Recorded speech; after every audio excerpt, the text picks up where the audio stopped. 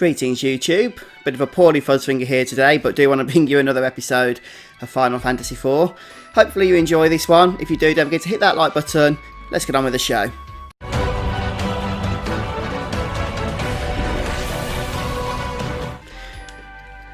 Rightio, so in the last episode I brought us back down to the underground area of the map, and we parked the airship right outside of this building that we haven't yet visited before, so we're going to see what lies in store for us. It's called Coco's Forge, so seems a bit of a towny area, doesn't it, which is interesting. Just going to enter into the building, and this is the first floor.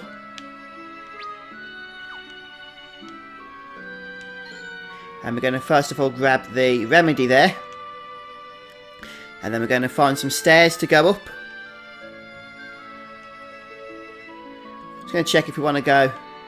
Yeah, that's it. Then there's another item we can grab over here. And then there's a person on the bed. And apparently he's an ex-blacksmith. But he can't find adamantite. Well, if that rings a bell, then you should remember that we actually collected some adamantite in the last episode. So we'll go ahead and give that to him now.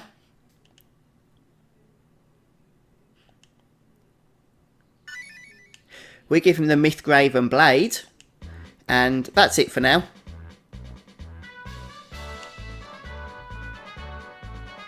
He's gone downstairs, but there's nothing else we can really do for the time being. If we speak to him, he'll just tell us that we need to wait.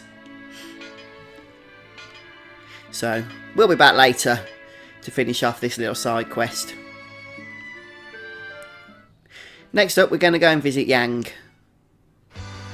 And for that, we need to head over to the cave, the Sylph Cave.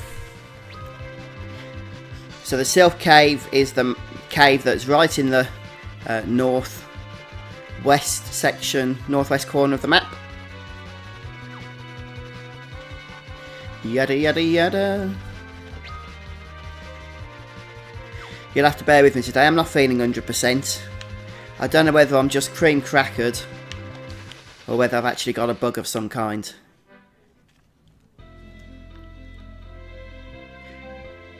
Right, so we're going to, now that we're in the Sylph Cave, just make our way through. So,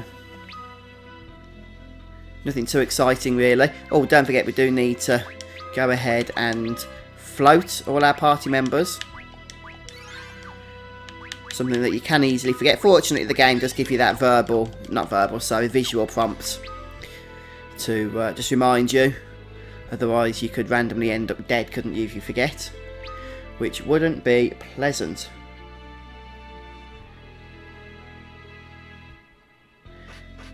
Ah, and you have to keep recasting it. I told you I ain't feeling 100%, didn't I? Float again, even though we're only going like 5 metres, if that. I want to survive those 5 metres, quite frankly. Need to use it again as well. The enemies here weren't particularly challenging before, so I doubt they will be this time either. 557 experience. What a waste of battle.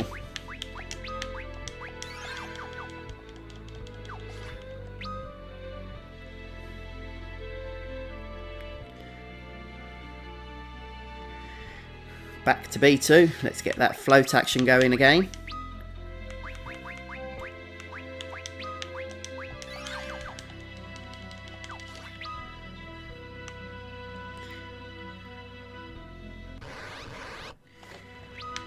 Remember to enter this building here, and we have all these little folk flying around, or flapping their wings rather, and then we can find Yang on the bed, and we're going to give him the frying pan that we collected from his wife, and we're going to do exactly what his wife's asked, which is smash him over the head.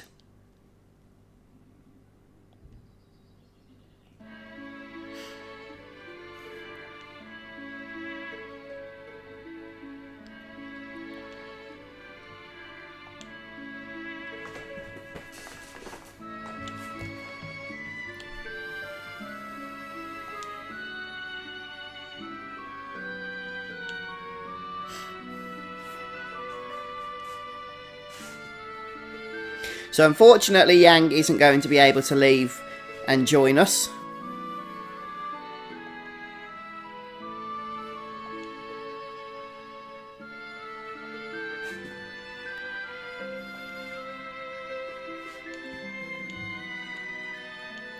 Since Yang isn't able to join us, the Sylphs offer their assistance instead.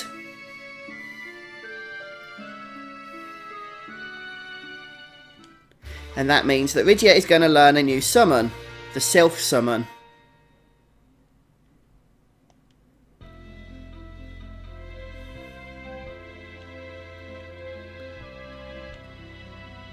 And we should also get a bunch of augments. If you've been following the walkthrough that I've been putting out for you to the letter, then you'll get 3.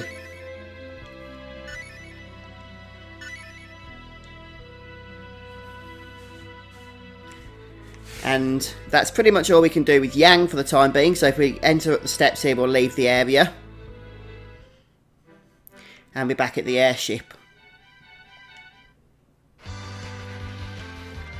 And now we're going to head back to the main overworld and pay a visit to Yang's wife once more, which is really the final thing we're going to be doing before going to Mysidia, which we need to do as part of the story. So remember, head to this empty volcano thing here, and then try and land, and instead you'll be thrust back to the overworld. And then it's off to Fable, or Fable, or whatever that name castle is. Once again, welcome back to the castle. And it's easy enough to remember where Yang's wife is. We just need to enter the main entrance here, and then loop back around in order to head outside and go for the West Tower, where we'll find her. And she's located up on the 3rd floor, just the same place as she was when we collected the frying pan from her in the last episode. So nothing too exciting here.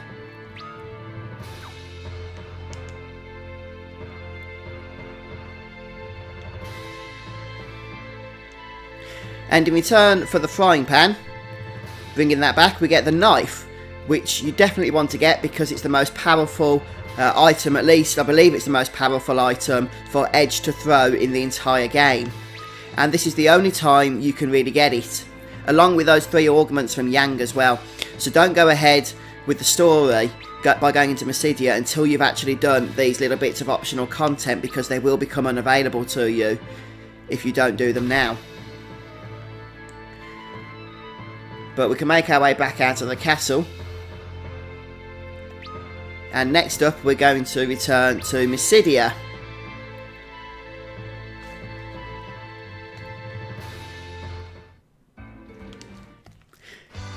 Just in case you've forgotten, Mysidia is the town that's just kind of on the edge of the peninsula down to the south here.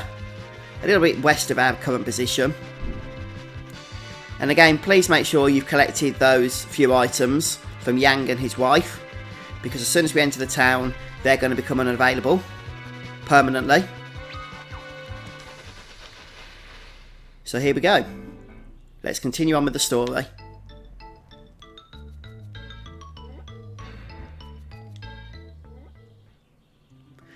We did collect Odin as well, but we haven't got to do that at that point, although I wanted to. You can still get him later if need be. And here we get to see a bit of art, along with some script to read.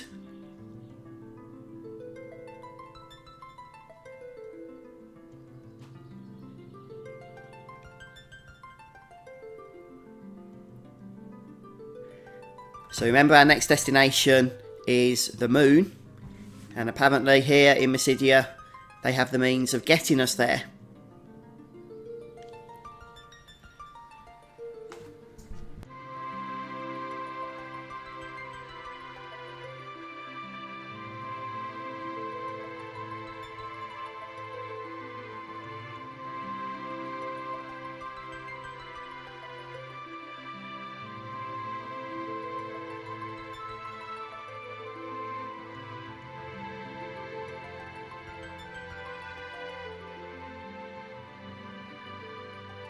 Pray now, with all your heart. Prophecy must be made reality. There is no other time but now.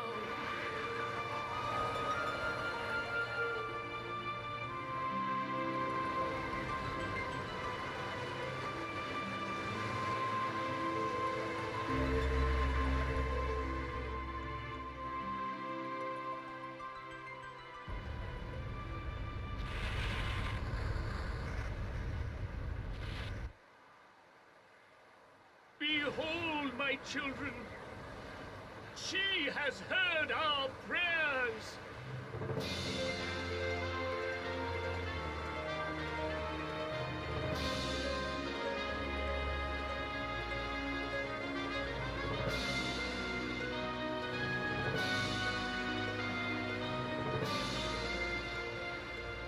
She is risen, the promised ship of light.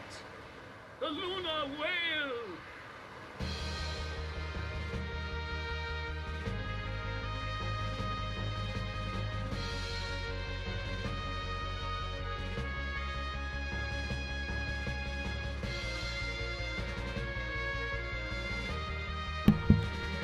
Yes, it seems the Mysidian legends were true. The lunar whale is a special airship that can actually lead us to the surface of the moon.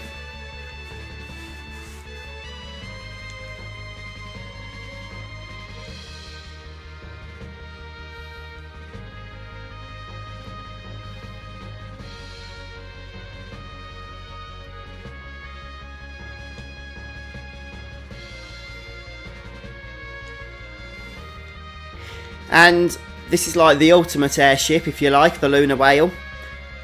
We can board it, and we can actually fly it like a normal airship and whatnot. Although it works a little bit differently. We probably don't want to be using it to fly around the world map because we have to run all over the place to disembark it and what have you. But hey, the option is there if you want to use it. So let's just explore a little bit. Here we can see there's a giant crystal.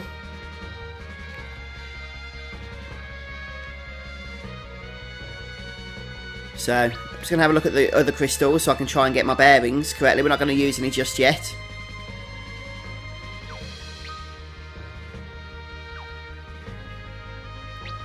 Get some epic music here, don't we?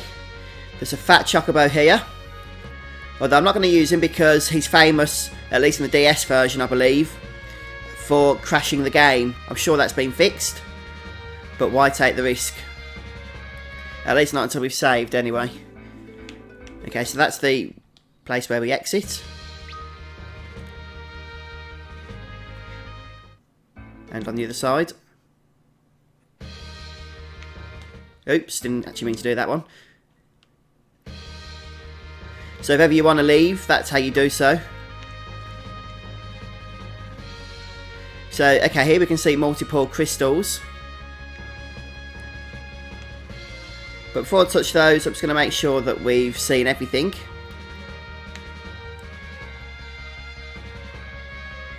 And it seems like we have.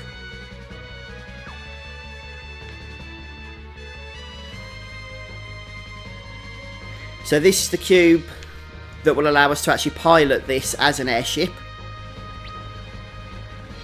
Thusly, as you can see.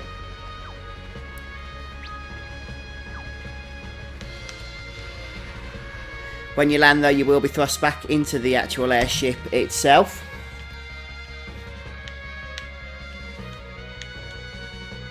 So the other crystals don't do anything. The big crystal is what we need to click when we want to head to the moon. Should be a way to heal up as well. I'm trying to find how to do that.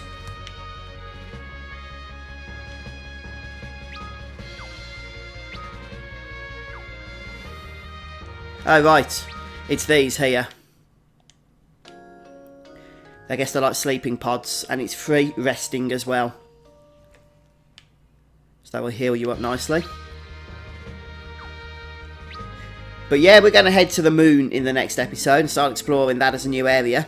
So thanks for joining me today, folks. I hope you've enjoyed this. We've got the lunar whale now. So we're really pressing ahead with Final Fantasy IV. We're getting right close to actually completing this walkthrough. So it's been a lot of fun, actually. A lot of fun. But thanks for joining me today, guys. And I'll see you soon. Cheers, take care.